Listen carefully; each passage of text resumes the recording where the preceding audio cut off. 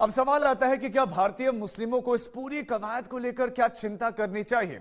जवाब है नहीं, क्योंकि डेमोग्राफिक चेंज को समझने के लिए बनाई गई कमेटी घुसपैठ और दूसरे कारणों से आबादी में आए बदलाव असंतुलन की बारीकी समझेगी, जिससे देश के मुस्लिम नागरिकों को कोई भी चिंता नहीं होनी चाहिए। खासकर तब जबकि एसआईआर को लेकर विपक्ष की राजनीति ने, आप याद करिए, कितना हो हल्ला खड़ा किया था, लेकिन सुप्रीम कोर्ट तक ने उसी एसआईआर पर उठते हुए सवालों को खारिज कर दिया। पश्चिम बंगाल में डेमोग्राफी में हो रहे बदलाव के दावों पर क्या सोचता है आम मुसलमान?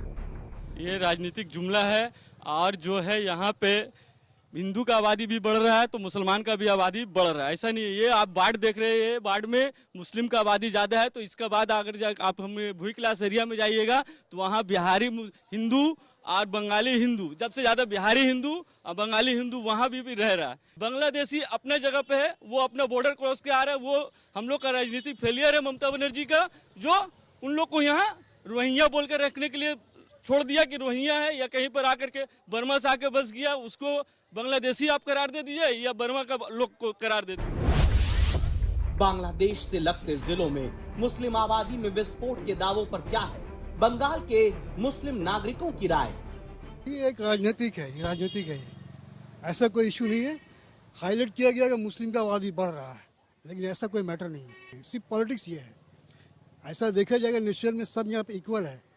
अब तो जितना लोग परिवार में जो है लोग कम आबादी लोग पहले जो तुलना में होता था 10-12, अब तो वो भी 2 परिवार 3 परिवार से ज़्यादा नहीं होता है। इससे तो आबादी और कम रही है, ऐसा बात थोड़ी है कि जो आबादी बढ़ रही है।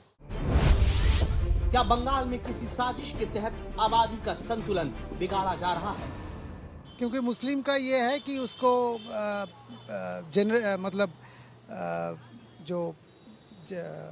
जनसंख्या के लिए उसके ऊपर कोई नियंत्रण नहीं है, वो जानबूझ के बढ़ाते हैं। इसके कारण डेमोग्राफी चेंज भी हो सकता है। डेमोग्राफी बदलेगा नहीं और मुस्लिम का आबादी अब बढ़ेगा नहीं, बात समझ गए। इसलिए कि बीजेपी जो अभी देश में आया है तो ये सब मुसलमान को डरवा दिया है। बांग्लादेश के बॉर्डर पर बैठे इन घुसपैठियों ने पश्चिम बंगाल की दशकों पुरानी बीमारी को एक बार फिर बेपर्दा कर दिया। लेकिन सवाल है कि क्या वोट के लिए बंगाल में अवैध घुसपैठियों को आने दिया गया?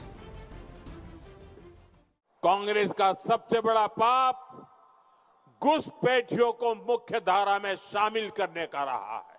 बंगाल में टीएमसी सरकार घुसपैठियों के बचाव में लगी है। पश्चिम बंगाल हो या फिर असम, बीजेपी के प्रमुख मुद्दों में घुसपैठ सबसे आगे रहा। पश्चिम बंगाल में बीजेपी का हर नेता ये साबित करने में लगा रहा कि ममता घुसपैठियों को बसा रही हैं, क्योंकि वो उन्हें अपना वोट बैंक मानती हैं। जिन शरणार्थी हिंदुओं को नागरिकता मिली है, ये उनकी नागरिकता छीनेंगे और वो नागरिकता ये किसको देंगे? अवैध घुसपैठियों को, क्योंकि इन घुसपैठियों को टीएमसी अपना वोट बैंक मानती है। बीजेपी ने इस बार बंगाल जीतने के लिए कई रणनीति पर काम किया, जिसमें एक रणनीति घुसपैठ से बंगाल की संस्कृति को हो रहे नुकसान की थी।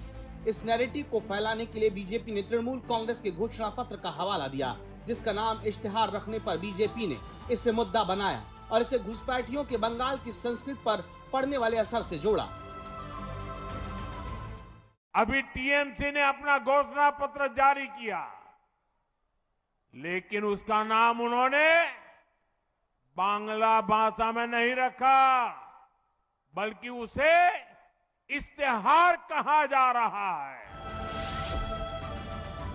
ममता पर तुष्टीकरण का आरोप लगाने के लिए बीजेपी ने साल 1905 के लाल इश्तिहार शब्द की याद दिलाई और दावा किया कि ममता ने ऐसा सांप्रदायिक भावना पैदा करने के लिए किया है, क्योंकि उस समय ढाका के नवाब कलीमुद्दीन मुल्ला ने मुस्लिम समाज को भड़काने के लिए हिंदुओं के प्रति विद्वेष फैलाने के मकसद से जिस शब्द का इस्तेमाल किया, उसका नाम भी इश्तिहार था। बंगाली बनाम फारसी की इस जंग का बीजेपी को कहीं न कहीं फायदा हुआ। बीजेपी की जीत के बाद जिस तरह से टीएमसी के दफ्तरों से आधार कार्ड मिलना शुरू हुए, उससे सवाल उठा कि क्या बंगाल में ममता बनर्जी घुसपैठियों को बसाकर उन्हें बंगाल की योजना में हकदार बनाकर उनके वोट से जीतती रही।